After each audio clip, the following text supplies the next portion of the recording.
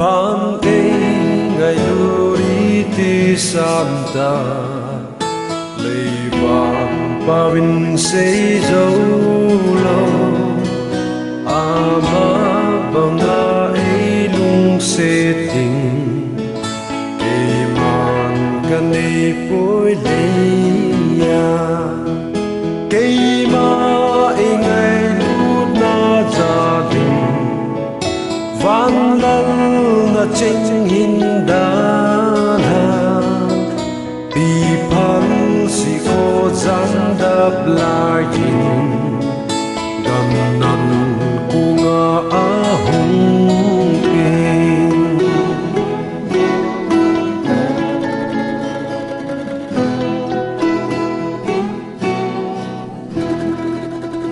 pan te ngày luri ti santa lei vang pavin sei dấu lâu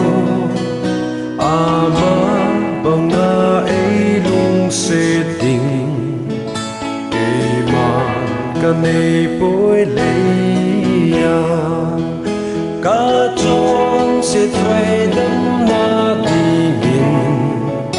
kalvari thing cross tunga a thi san lu nei sop thingin un so thim kim lo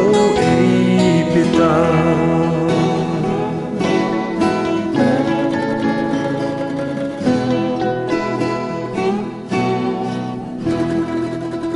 pan te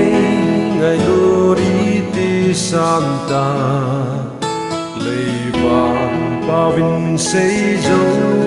lâu ama banga ei lung se ting ei man kan ei poi leia in ko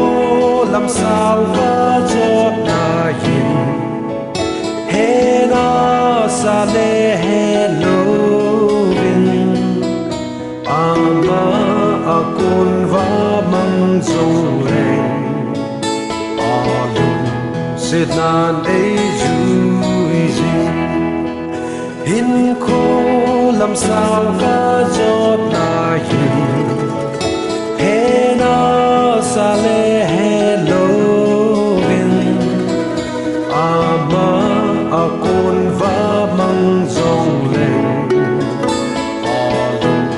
sit nan ei zui